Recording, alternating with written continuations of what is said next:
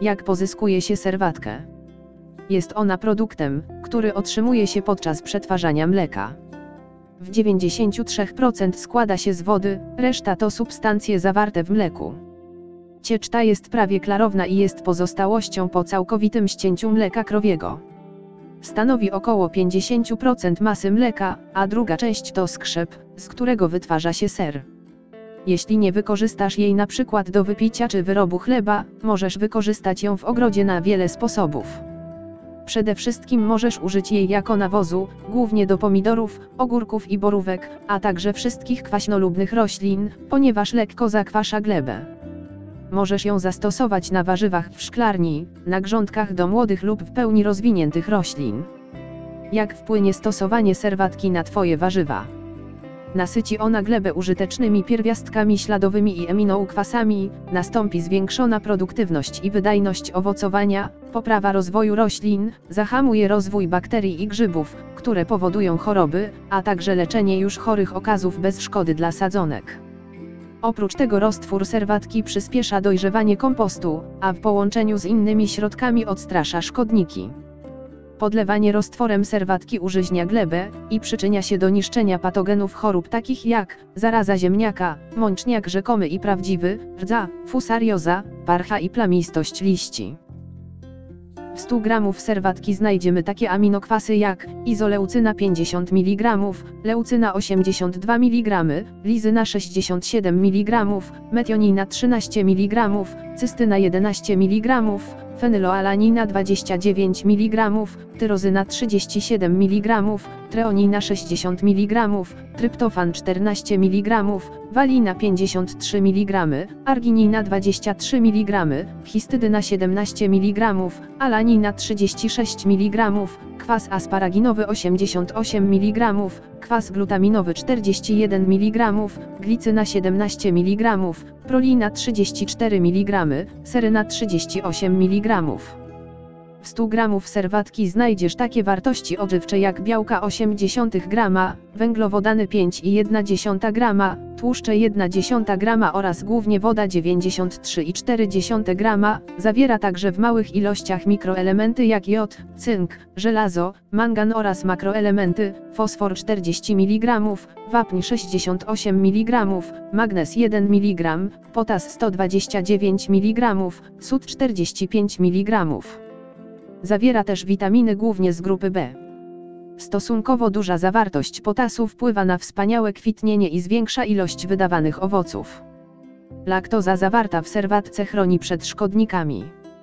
Zawarte w niej jednokwasowe bakterie hamują namnażanie się patogenów, które sprzyjają rozwojowi grzybów, pleśni i wirusów. Można także zastosować oprysk z serwatki. Mikroflora serwatki oczyszcza powierzchnię liści z grzybów. Kwas mlekowy zawarty w płynie tworzy cienki film na roślinie, który chroni przed wnikaniem patogenów i szkodników. Tak więc serwatki możesz użyć zarówno jako nawóz doglebowy, jak i do oprysku dolistnego. Nawóz z serwatki odżywia warzywa pożytecznymi pierwiastkami, co wpłynie na ich zwiększony wzrost, kondycję, odporność i plonowanie. Nawóz z serwatki nadaje się do pomidorów, ogórków, dyni, cukinii, kabaczka, kapusty, paproci i róż. Oprysk i nawóz z serwatki nie nadaje się do warzyw bardzo ciepłolubnych jak papryki i bakłażanów, gdyż źle wpływa na ich rozwój. Spryskiwanie pomidorów po każdym deszczu pomoże uniknąć zarazy i fusariozy. Na ogórkach zwalcza mączniaka, chroni truskawki i poziomki przed zarazą i plamistością.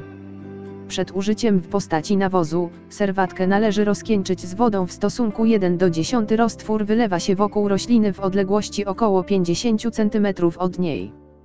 W przypadku opryskiwania przeciwko chorobom i robakom rozcieńcza się wodą w stosunku 1:3.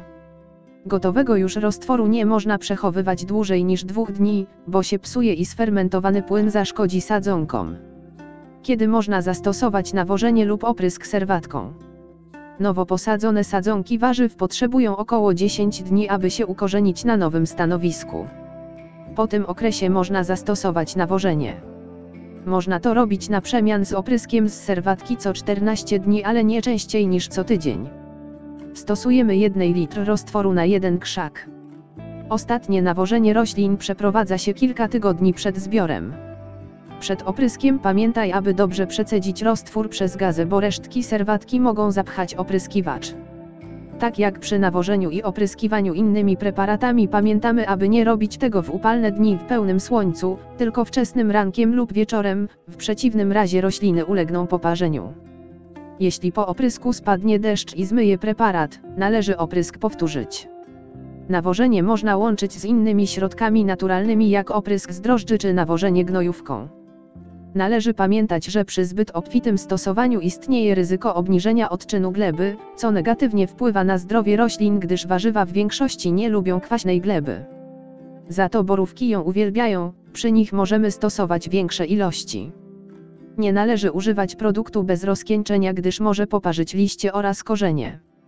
Produkt jest naturalny i ekologiczny, zupełnie nieszkodliwy dla ludzi, ale należy mieć na uwadze osoby uczulone na produkty mleczne. Najlepszy produkt serwatkowy będzie z takiego prawdziwego mleka od rolnika. Przy produkcji serów podpuszczkowych oraz dojrzewających otrzymywany jest produkt serwatki słodkiej, przy produkcji twarogów produkt serwatki kwaśnej. Oba rodzaje serwatki mogą szkodzić środowisku, gdy duże jej ilości są wrzucane do zbiorników wodnych, ponieważ zmiana pH wody wpływa na przykład na ryby oraz inne organizmy zamieszkujące wodę. Serwatki kwaśne mają mniej białka niż serwatki słodkie, ale nadal zawiera wiele tych samych witamin i minerałów co w słodkiej serwatce.